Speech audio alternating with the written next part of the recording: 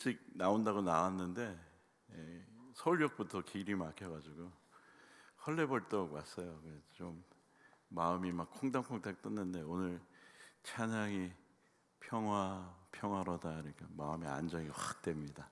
할렐루야. 승동교회는 제가 고향 같은 곳이기 때문에 늘 와도 너무 좋은 것 같아요. 여러분들 저 보니까 좋습니까? 예. 여기는 많이 좋으시고 여기는 조금 좋으시고 오늘 말씀 나누도록 하겠습니다. 오늘 설교 제목은 보이는 복음, 만져지는 믿음입니다. 여러분 혹시 SNS 하세요? 페이스북 하시는 분도 있고 인스타그램 이런 것도 하시는 분도 있는데 여러분 요새는 그 손자 손녀들이랑 식사하러 가서 기도 끝나자마자 드시면 5글자로 주책 바가지입니다. 그렇게 하시면 안 돼요. 요새는 다 인스타그램, 페이스북을 하기 때문에 손자 손녀들이 뭐 할 때까지 음식 사진 찍을 때까지 기다리셔야 됩니다. 그래야지 우리 할머니 할아버지는 센스 있다 이런 얘기를 들을 수 있습니다. 인터넷에 글이 하나 올라왔는데요, 해시태그로 충분할 줄 알았다 라는 글이 올라왔습니다. 지민이란 청년이 있었는데 이 지민은 인스타 스토리로 늘 바빴다고 합니다. 그러니까 이 지민 학생이 올리는 인스타 스토리는 뭐냐면 대부분 전쟁이나 홍수, 지진 이런 소식이 들릴 때마다 그는 가장 먼저 그러한 소식을 자기 인스타에 올리면서 이렇게 해시태그를 다 답니다. Pray for 땡땡땡. 홍수가 나면 Pray for 홍수를 위해서 기도합시다. 지진이 나면 Pray for 지진을 위해서 기도합시다. 또 전쟁이 나면 전쟁을 위해서 기도합시다 라는 해시태그를 달았다고 합니다. 배경은 세련된 검은 화면에 흰 글씨 좋아요가 연이어 달렸다고 합니다. 주일 예배 후에 소그룹 리더가 말했습니다. 이번 주 토요일에 구호 물품 포장 봉사 갑니다. 2시간만 시간 낼 사람. 근데 지민은 다 자동적으로 손을 들 뻔했지만 스케줄을 떠올리니까 스케줄이 있는 거예요. 그래서 이렇게 말했다고 합니다. 이번 주는요 곤란해요. 다음에요. 토요일 밤에 친구의 스토리가 떴습니다. 창고 바닥에 앉은 사람들이 종이 박스를 접고 라면과 담요를 넣고 조심, 프레질이라는 이 스티커를 붙이고 있었습니다. 지민은 화면을 넘기려다가 멈췄다고 합니다. 그때 그의 스토리에는 해시태그가 입처럼 우거졌지만 한 번도 박스를 접은 적은 없었습니다. 다음날 그는 재난구호 단체 홈페이지에 들어가 매일 1만 원 정기 후원을 걸었다고 합니다. 그리고 소그룹방에 조용히 메시지를 남겼습니다. 다음 토요일 저도 같이 갈게요. 첫 작업날 테이프를 잡은 그의 손끝이 떨렸습니다. 그리고 허리도 아팠습니다. 하지만 박스가 이 팔레트에 차곡차곡 쌓일수록 이상하게 마음은 가벼워졌다고 합니다. 집으로 돌아오는 길 그는 스토리에 검은 배경 대신 흐릿한 창고 사진을 올렸습니다. 해시태그에는 그는 하나만 붙였는데 그것은 이렇게 붙였다고 합니다. Pray for and do. 기도하고 뭔가 하자라는 해시태그를 붙였다고 합니다. 그 글의 결론은 이렇습니다. 기도의 말 뒤에 작은 행동 한 개를 붙이면 믿음이 무게를 갖습니다. 자, 한번 따라해 볼까요? 기도의 말 뒤에 작은 행동 한 개를 붙이면 믿음이 무게를 갖습니다. 여러분, 신앙생활도 마찬가지입니다. 말뿐인 신앙생활이 너무 많습니다. 말만 어려움에 처한 이웃을 위해 기도하자고 했지만 말뿐입니다. 앞서 들린 이야기처럼 자신의 인스타그램에 글을 올려 어려운 이웃을 돕자고 하지만 정작 스티커를 붙이거나 박스를 나르는 실제적인 행동은 없는 모습들이 많다는 거예요. 아무것도 하지 않는 주인공처럼 말입니다. 오늘 본문은 그러한 이야기를 하고 있는 겁니다. 우리의 복음과 신앙을 우리는 이렇게 생각할 때가 많아요. 오직 마음의 일, 생각의 일 또는 의지의 일로만 여기는 분들이 있습니다. 그러나 복음과 신앙은요, 관념 속에 머무는 추상이 아닙니다. 그것은 현실로 걸어 나오는 진리이며 삶과 행동을 요구하는 구체적인 사건입니다. 복음은 말과 사유의 울타리에 갇혀 있지 않습니다. 눈으로 확인되고 손으로 만져지는 실제를 낳습니다. 두루뭉실한 뜬구름이 아니라 복음은 시간표와 가계부와 관계의 선택 속에 흔적을 남기는 힘이 신앙과 복음인 줄 믿습니다. 그럼에도 현대의 적잖은 그리스도인들이 관념의 방 안에서만 신앙생활을 하고 있습니다. 그리스도인이 되었다는 사실이 내면의 감정으로만 남아 있을 뿐 일상의 자리에서 그리스도인이라는 증거를 찾아보기 어려운 경우가 많습니다. 이는 오늘 본문에 나오는 복음이 말로만 너희에게 이른 것이 아니오 능력과 성령과 큰 확신으로 되었다는 오늘 본문의 증언과는 정면으로 배치되는 겁니다. 말뿐인 복음에는 능력이 없어요. 말뿐인 신앙은 현실의 변화를 만들어내지 못합니다. 예수를 믿는다 하지만 기쁨과 자유가 삶에 스며들지 못하고 믿지 않는 이들과 분별되는 결이 보이지 않습니다.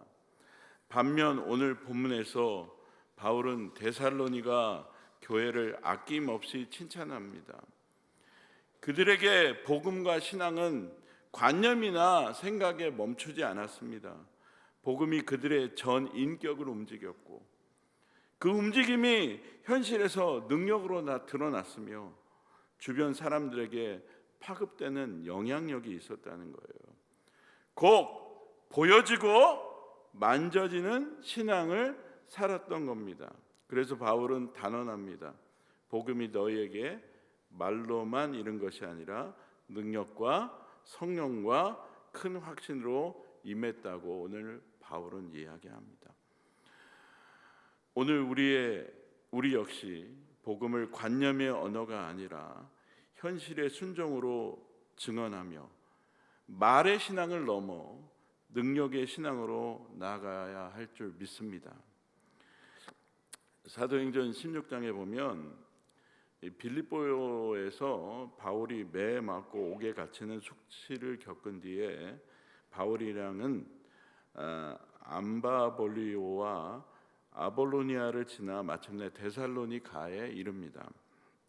그곳에서 이 바울은 3번의 안식일 동안 성경 공부를 합니다. 그리스도께서 고난 받으시고 죽은 자 가운데서 다시 살아나셨으며 이 예수께서 곧 우리의 구세주시다라고 증언하며 성경 공부를 가르칩니다. 그 결과 몇몇 유대인들과 많은 경건한 헬라인들 그리고 적지 않은 귀부인들이 복음에 설득되어 바울과 실라를 따르게 되죠. 사도행전 17장 4절을 한번 읽어볼까요? 같이 읽겠습니다. 시작.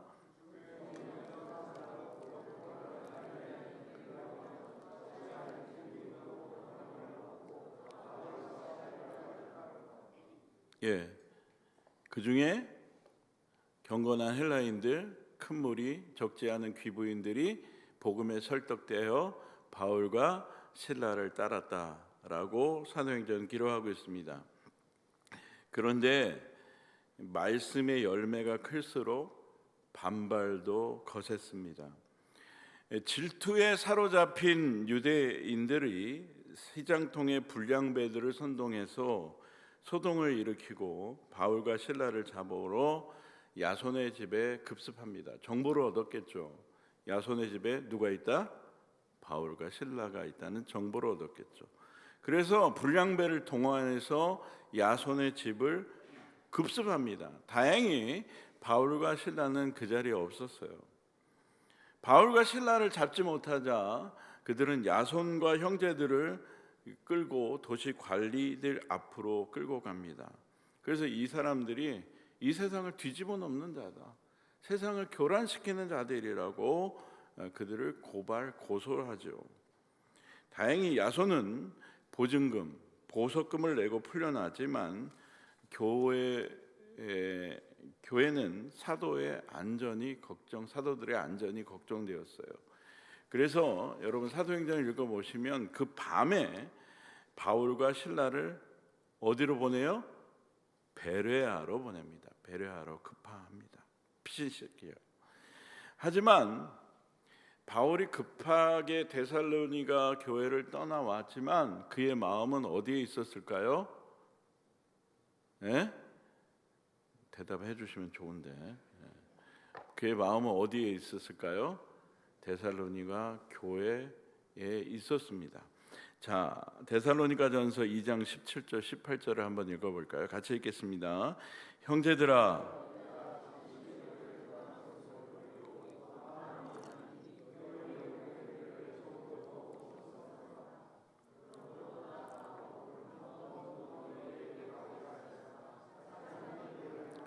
내가 너희를 떠난 것은 뭐라고요?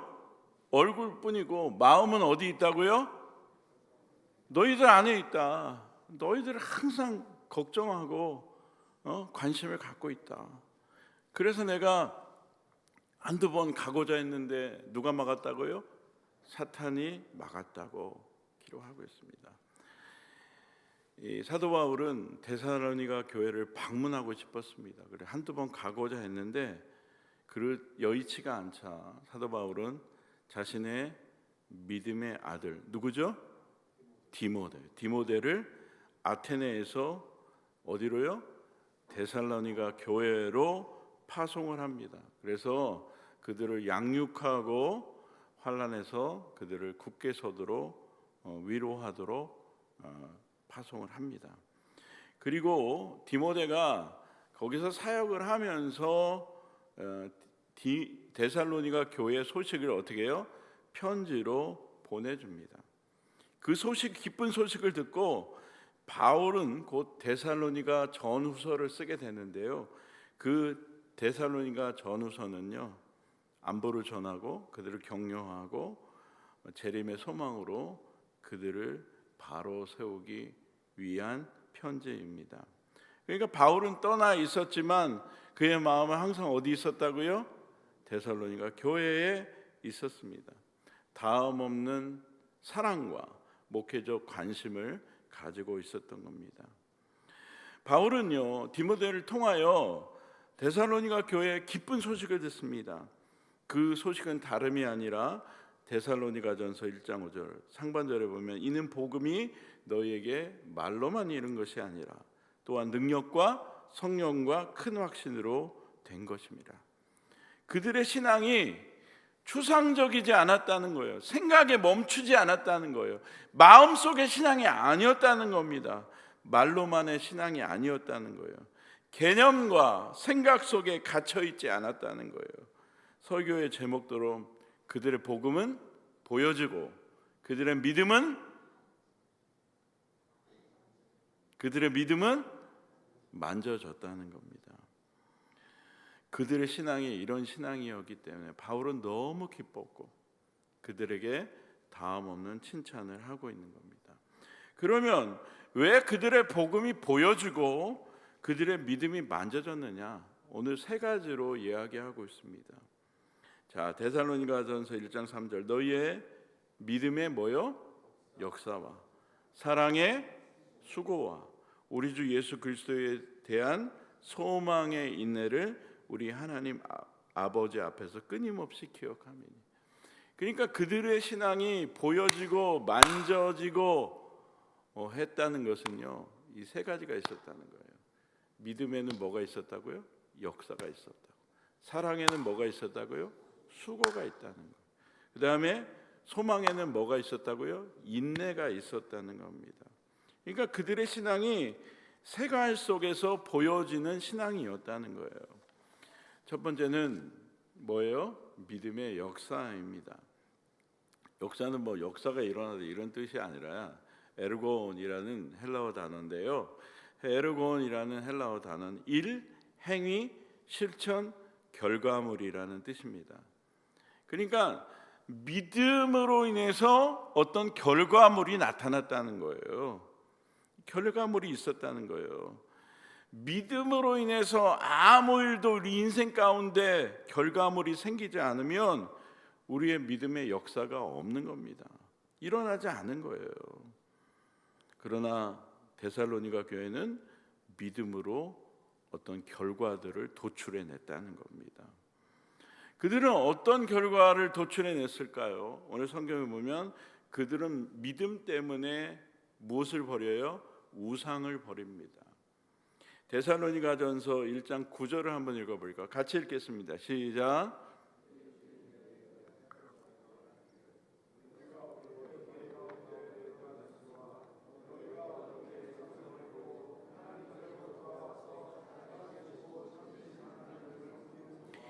너희가 어떻게 우상을 버리고, 그들의 믿음은 생각 속에 갇혀 있지 않고 믿음 때문에 어떤 결과물이 나왔다는 거예요. 그 결과물이 뭐라고요?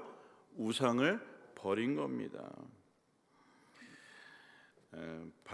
바닷바람이 스미는 시장 골목, 한 장인이 세대를 이어서 신상, 우상을 조각해 왔습니다. 축제가 다가오면, 우상 축제가 다가오면 주문이 밀렸어요. 그는 정교한 손길로 우상의 눈, 코, 입을 새기며 생계를 꾸려왔습니다. 어느 날 이웃 상인이 이렇게 조용히 이야기를 합니다. 내가 어젯밤에 작은 모임에 갔는데 그 작은 모임에서 이런 말씀을 들었네. 사람 손으로 만든 것은 신이 아니다.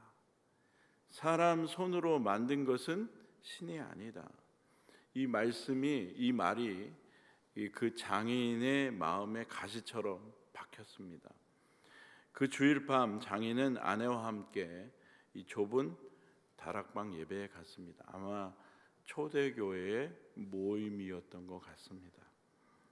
예수는 살아계신 하나님의 아들이고 우리의 죄와 수치를 대신 지신 분이라는 선포가 이어졌고 찬송 사이사이에 평안 아닌 평안을 느꼈습니다. 돌아오는 길에 어린 아들이 이렇게 묻습니다. 아빠, 우리가 만든 신이 정말 우리를 만들었을까? 그 질문에 장인은 잠을 이루지 못했습니다. 새벽녘 반쯤 완성된 신상 앞에 앉아 그는 이렇게 속삭였습니다. 내가 만드는 것을 내가 경배해 왔구나. 내가 만든 것을 내가 경배해 왔구나.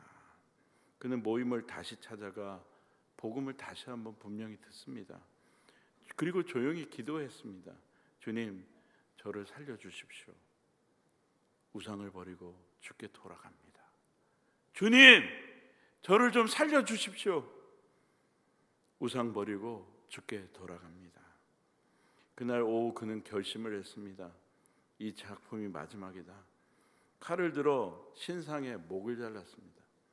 나딘군은 나무 조각들을 주워서 모닥불에 던지며 눈물을 흘렸습니다. 왜?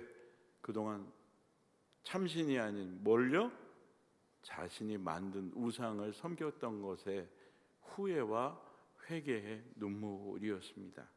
그 대신 작은 나무 십자가 하나를 깎아 가게 한쪽에 세웠습니다. 납품을 기다리던 손님들과 조합, 당시 그 장인들은요, 조합이라는 게 있어서, 이 길드라는 게 있어서 거기에 꼭 가입해야만 되는데, 조합 길드의 사람들이 들이닥쳐 협박을 합니다. 너는 앞으로 굶게 될 거야. 조롱합니다. 그는 말했습니다. 제가 받은 계약금 돌려드리겠습니다. 하지만 거짓된 신을 더 이상 저는 만들 수 없습니다.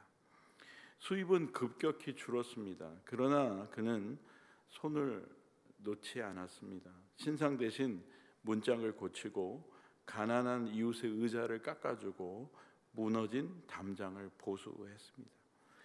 벌이가 넉넉지는 않았지만 그는 작은 모임에서 배운 대로 살았습니다. 그 초대교회 모임에서 배운 대로 살았습니다. 참신을 섬겨야지, 우상을 버려야지, 배운 대로 살았습니다. 어느 밤 문이 뒤틀려 잠을 이루지 못하는 이웃 과부의 집 문을 고쳐주고 돌아오는데 아내가 미소를 지으며 이런 얘기를 합니다. 여보, 예전에 당신이 돈 때문에 일했다면 이제는 사랑 때문에 일하는군요. 몇 달 뒤 축제가 있었습니다. 축제 북소리 사이로 시장 사람들의 이상한 장면을 보았습니다. 예전에는 그가 만든 신상을 들기 위해서 줄을 섰는데 이번에는 그에게 집수리를 부탁하며 줄을 선 겁니다. 그러면서 이런 말이 들려왔습니다. 그 사람은 이제 우리의 불을 켜주는 장인이야. 거짓된 신상 대신 삶을 세워주는 사람이 되었어. 장인은 마지막으로 남겨둔 짜투리 나무를 손에 쥐며 속삭였습니다. 주님, 믿음이 이를 낳고 사랑의 수고를 감당하며 소망이 인내하게 하시는군요. 제 손이 더 이상 우상을 만들지 않게 하시고 사람을 살리는 일만 하게 하소서. 할렐루야. 믿음은요, 보이는 선택으로 드러납니다. 끊을 것은 끊고 버릴 것은 버리고 선택할 것은 용감하게 선택하는 것이 참 믿음입니다. 아멘. 사랑하는 우리 성동교회 교우 여러분 믿음 가지고 계세요? 그러면 여러분의 믿음으로 여러분의 삶에 어떤 변화가 있습니까? 어떤 결과물이 여러분의 인생에서 도출되고 있습니까? 각자가 한번 질문해 보시기를 바랍니다. 두 번째는 오늘 사랑의 수고라고 이야기하죠. 이 수고란 단어는요, 이런 의미를 가지고 있습니다. 저를 한번 따라해 주세요. 지쳐 쓰러질 만큼의 수고. 지쳐 쓰러질 만큼의 수고. 한 번 더. 지쳐 쓰러질 만큼의 고단함. 이런 의미를 가지고 있습니다. 우리는 너무 사랑한다는 고백을 남발해요. 장로님 사랑합니다. 목사님 사랑합니다. 권사님 사랑합니다. 집사님 사랑합니다. 너무 사랑한다는 말을 쉽게 합니다. 그러나 사랑에는 수고가 있어야 합니다. 지쳐 쓰러질 만큼의 수고가 있어야 한다는 거예요. 그래야 사랑은 왕성되는 겁니다. 사랑한다고 말만 하고 수고가 없다면 그것은 빈 껍질뿐인 사랑인 것입니다. 사랑의 수고란 그리스도의 사랑을 받은 자가 기꺼이 감내하는 비용을 동반한 섬김을 말하는 겁니다. 사랑은 값을 치러야 하는 거예요. 사랑은 뭘 치러야 한다고요? 값을 치러야 하는 겁니다. 사랑은 느낌이 아니라 지불입니다. 사랑은 뜨거운 감정일 때가 있습니다. 그러나 바울은 사랑은 감정이라고 이야기하지 않습니다. 감정은 왜냐하면 만져지거나 보여지지 않기 때문입니다. 그는 사랑은 뭐라고요? 수고라고 말합니다. 즉 기회 비용을 치러야 하는 겁니다.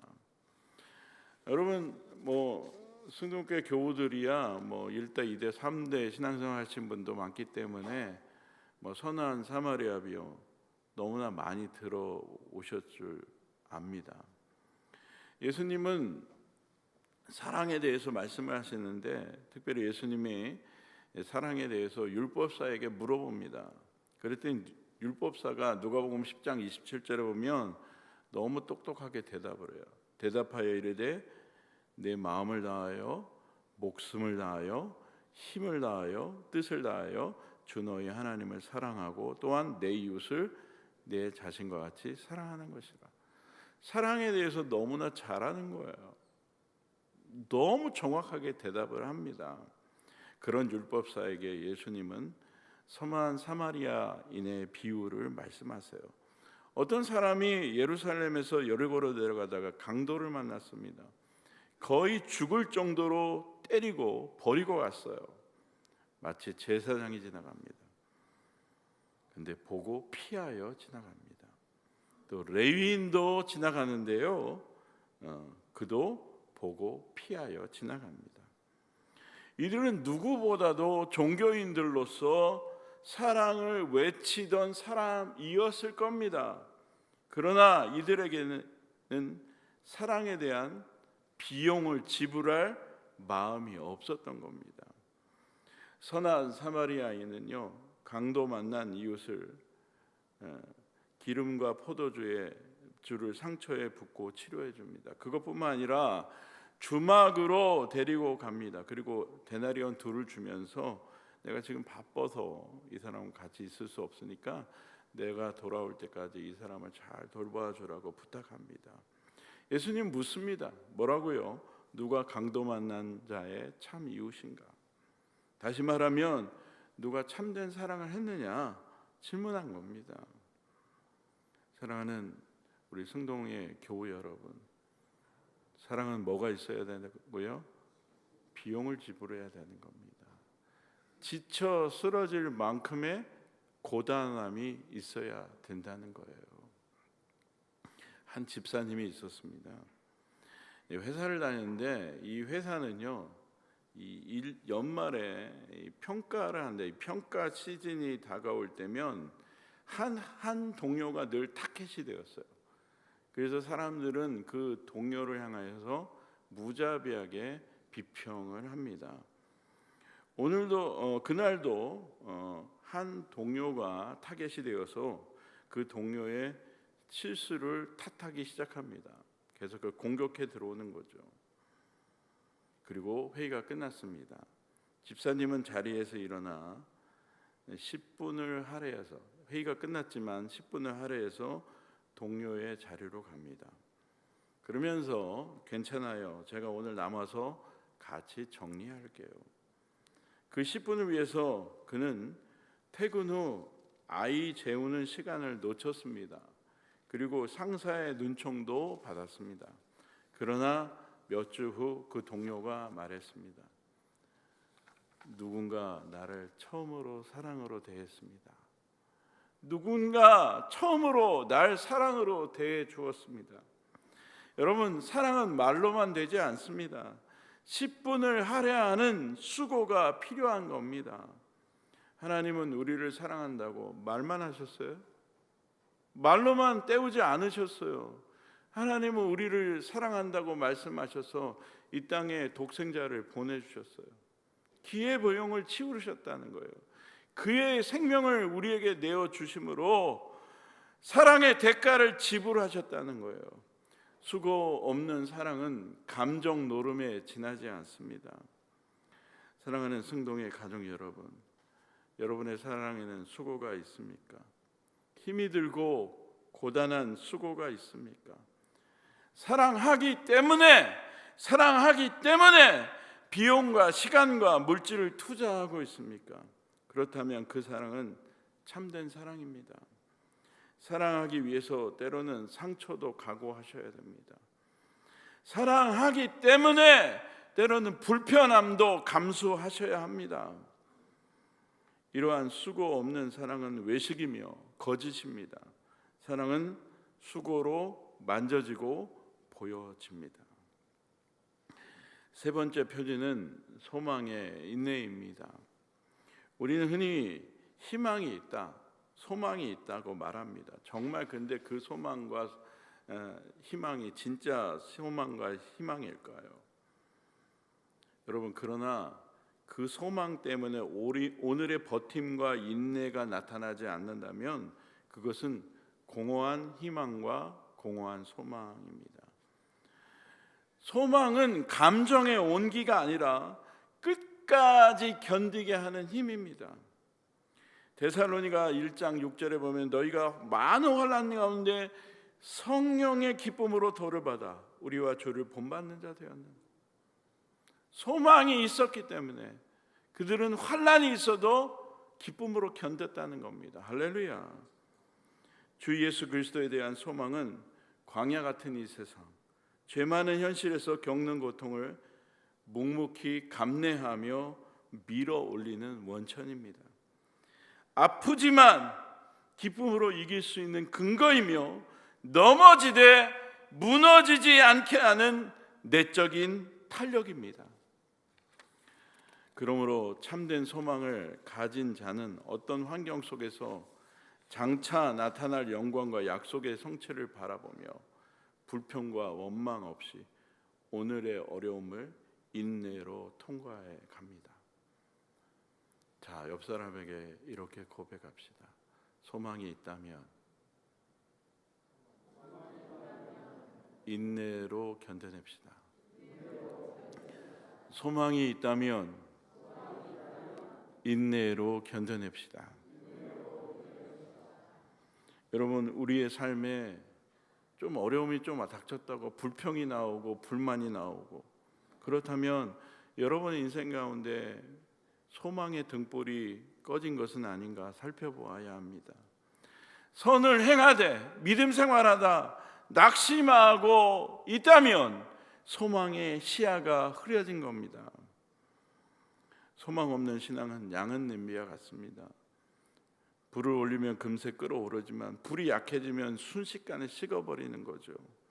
형통할 때 열심을 내지만 고난과 환난이 오면 곧 마음이 식고 불평과 원망으로 기울어집니다.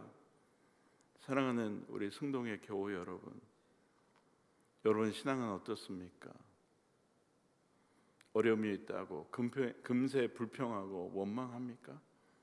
그러나 어려움이 와도 인내로 버티며 견뎌냅니까? 그렇다면 여러분에게는 참된 소망이 있는 거예요. 아멘. 이 초대교회 성도의 이야기입니다. 어느 날 예배를 마치고 집으로 돌아와 보니 문에 몰수 영수증이 붙어 있었습니다. 가구와 곡식, 도구 일부가 국가 소유로 넘어간다는 통지였습니다. 그러니까 이걸 가져가면서 영수증을 문에다 붙여놓고 간 거예요. 그럼에도 이 초대교회 성도는 더 낫고 영구한 소유가 있음을 알고 기쁨으로 감당을 합니다. 약속의 소망이 있었기에 견디고 버틸 수 있었던 겁니다. 하나님의 약속을 소망으로 삼았기 때문에 그 소망이 인내를 낳습니다. 이런 환난이 있어도 감당할 수 있었던 거예요. 히브리서 10장 36절에 보면 너희에게 인내가 필요함은 너희가 하나님의 뜻을 향한 후에 약속하신 것을 받기 위함이라. 소망은 단지 미래를 바라보는 시선이 아닙니다. 오늘을 살게 하는 우리의 신앙의 근육입니다. 아멘. 정리하면 이렇습니다. 믿음이 일을 시작하게 하고 사랑이 그 일의 값을 기꺼이 치르게 하며 소망이 그 일을 끝까지 완주하게 합니다. 오늘 우리에게 필요한 것은 상황이 좋아지는 희망이 아니라 오실 주님과 이루실 약속의 닷을 내리는 소망입니다. 그 소망이 우리 안에 인내의 체력으로 자라나 환난 중에도 성령의 기쁨으로 버티게 하는 겁니다. 할렐루야. 사랑하는 성동의 교우 여러분, 말만 요란한 신앙은 능력이 없어요. 확신을 낳지도 못하고 세상에 선한 영향력도 끼치지 못합니다. 눈으로 확인되고 손으로 만져지는 순종만이 이웃의 마음을 움직이며 우리 안에 그리스도의 향기를 드러냅니다. 데살로니가 교회가 바로 그랬습니다. 그들의 믿음은 말에 머물지 않고 삶으로 흘러나왔습니다. 그들의 믿음은 소문을 일으켰고 그 소문은 지역을 넘어 퍼져갔다는 거예요. 우리 데살로니가 1장 8절을 한번 읽어볼까요? 같이 읽겠습니다. 시작.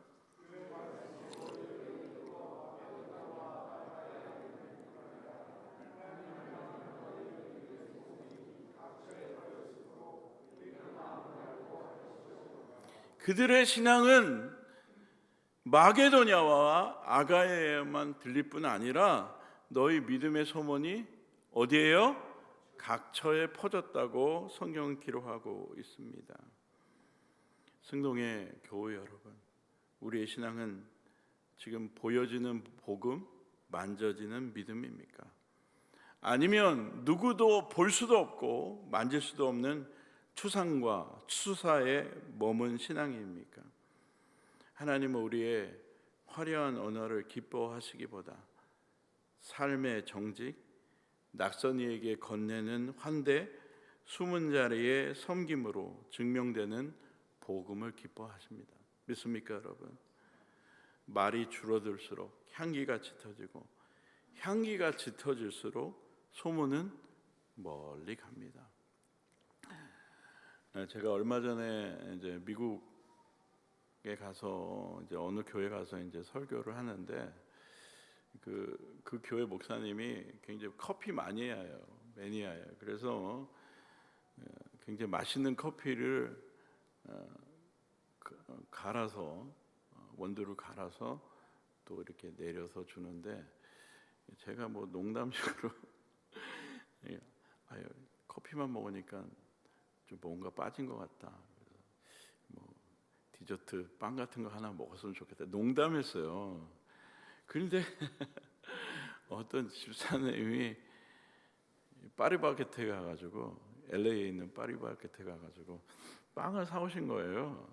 너무 그냥 죄송하고 내가 너무 주책바가지다. 농담한 건데 이렇게 사오시라고 생각도 못했는데. 그래서 커피와 빵을 맛있게 먹는데 목사님이 이제 얘기를 하는 거예요.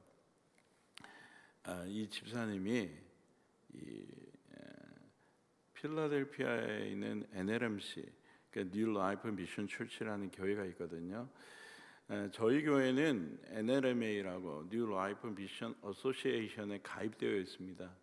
다 미국에 있는 교회인데 유일하게 한국에 있는 교회가 저희 교회입니다. 그러면 NLMA는 뭐라 하느냐? 서로 각자의 목회를 하다가 선교와 그다음에 교회 개척만 같이를 합니다. 그러니까 지금 캄보디아 깜포 땅에 센터를 크게 세우고 얼마 전에도 한 굉장히 많은 펀드레이징을 해가지고 교회도 썸라인 교회라는 교회를 건축하고 유치원, 그다음에 초등학교, 중학교까지 세우고 센터도 짓고 그렇게 했습니다. 그리고 교회를 개척하는데 지금 미국에도 여러 개의 교회를 개척했습니다. LA에 2곳, 그다음에 달라스에 1곳, 그다음에 필라델피아에 그 유펜 대학 안에 교회 하나를 개척했습니다. 근데 그 유펜 대학 안에 그 삼일교회 부목사님 출신인 분이 유학을 왔다가 그래서 이 목사님하고 관계가 돼서 우리가 그 목사님을 펜실베니아에 개척을 시켜드렸어요. 근데 유펜 대학의 안에 교회가 있기 때문에 대부분 오는 성도들이 다 학생들인 거예요.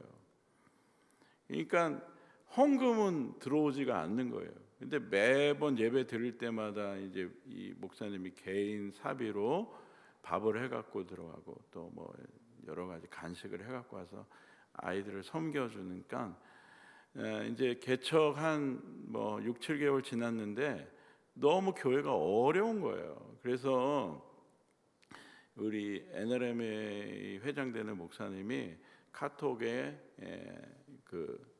글을 하나 올렸습니다. 유펜에 있는 펜실베니아 NLMC 교회가 좀 재정적으로 많이 어려우니까 우리 도와줍시다. 그래서 올려서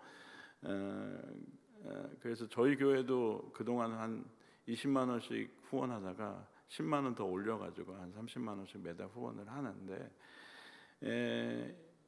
그 목사님이 그 빵 사온 집사님을 가르쳐서 이 집사님이 유펜에 있는 그 NLMC 교회를 위해서 기도하다가 하나님이 그러시다는 거예요. 너 기도만 할래? 너 기도만 할래? 이랬다는 거예요. 그래서 그 집사님이 유펜의 펜실바니아에 있는 교회에 굉장히 많은 헌금을 하셨다, 이런 얘기를 들었습니다. 사랑하는 승동의 교회 여러분, 우리는 기도만 해서는 안 됩니다. 믿음만 가졌다고 자부해서는 안 됩니다. 사랑한다고 말로만 해서는 안 됩니다. 다 보여지고 만져지는 결과가 있어야 돼요. 믿음에는 결과물이 있어야 돼요. 사랑에는 지쳐 쓰러질 만큼의 고단함이 있어야 됩니다. 믿음을 가졌다면 어려움이 있다고 해서 그것에 넘어지고 쓰러지면 안 됩니다.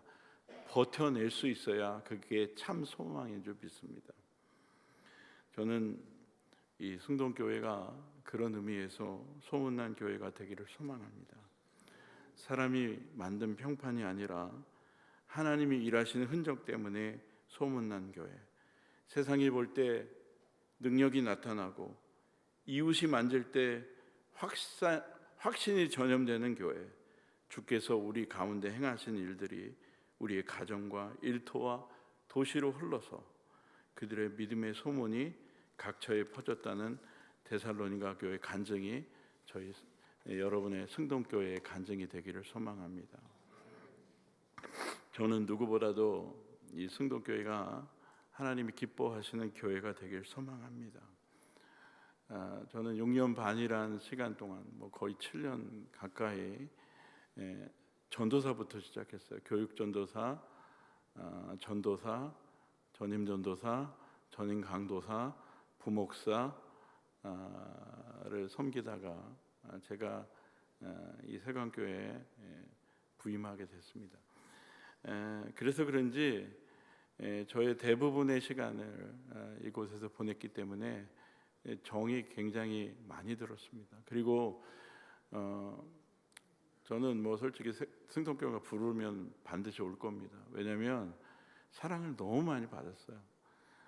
고인이 되신 우리 박상훈 목사님에게도 저는 사랑을 많이 받았습니다.